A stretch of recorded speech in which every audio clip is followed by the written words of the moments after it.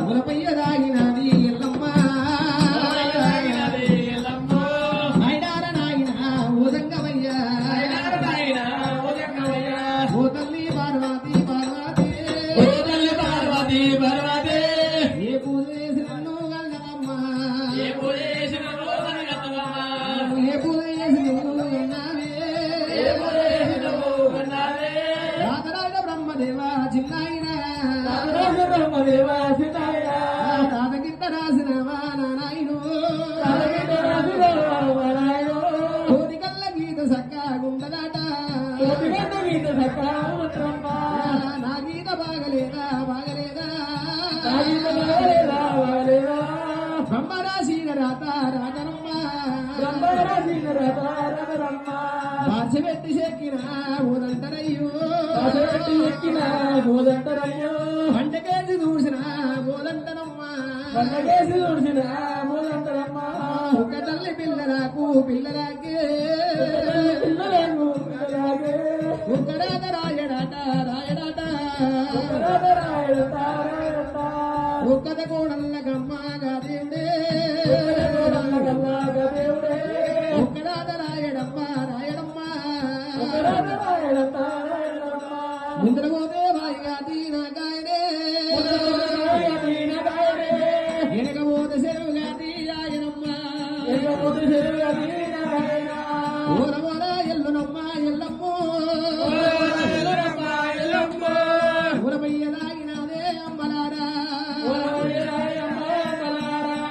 శివుడాని గుల్లవన్ను అన్నువయ్యో ఎందుకంట కన్నవే పార్వతమ్మ రాయుల్లో రాయినయి ఉరితే రాయి వారి కొట్టి సంగమయ్యా పుల్లు గోపురాలు కట్టే నాయన గట్ల కొంత పుణ్య వల్ల దొరుకునేమో చెట్టులో చెట్టునయ్యి ఉరితే ఆ చెట్టు పూలు కాస్తే శివలింగమయ్యా గట్ల కొంత పుణ్య వల్ల దొరుకునేమో గుండెల్ల గుండురయ్యి నీడు కొడితే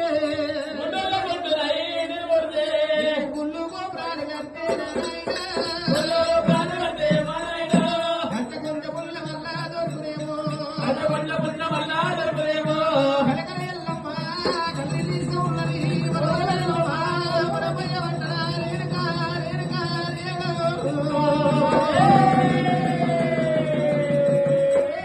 అమ్మవారి రేణుకా ఎల్లమ్మ దేవి ఎల్లమ్మ అమ్మగారి రాత భాష చెక్కిన ఓదంటనమ్ము బండికే దూసిన ఓదంట గుర్తు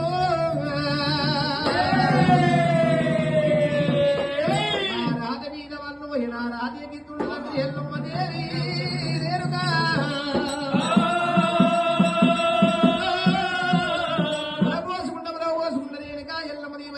కైలాసులో ఉండగా జగని పట్టణంలో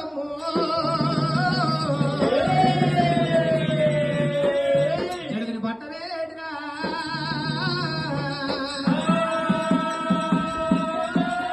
జగని పట్ట వీర రాజ గౌతరాలు ఉన్నదట గౌతరాలు వారి ఆలయమ్మది ఉన్నదట వాళ్ళకల్ల కుమారుని నీలాముని పాలాముని గంగరాముని గౌతరాములు ఉన్నడమ్మో చంద్రాముడు అందరికల్లా పెద్దవాడు శివగని గురుదేవుడు ఉన్నాడట ఆలకనికని మీ ఆలయం రాజ గౌతరాలు 7 మంది కొడుకుల కన్నది కానీ రాజకలేదురా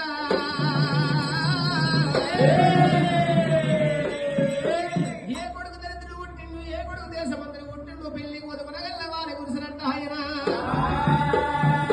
7 మంది కొడుకులు పెరిగి పెద్ద వాళ్ళైతే ఉండగా అన్నం ఒక మృతమైందంట గంజి ఒక మానకమైంది రొట్టు ఒక కంచమైంది దరిద్రం ఎల్ల తీసుకున్న వాళ్ళే శంకరుడు కైలాసంలో మరైనా అన్నం లేని వారికి అన్నం పెట్టకూడా సంతానం లేని వారి సంతానం ఇచ్చిన కోరి గతి లేని సంవత్సరం వేయచ్చు కానీ శుచికరణ సంవత్సరం వేయరాని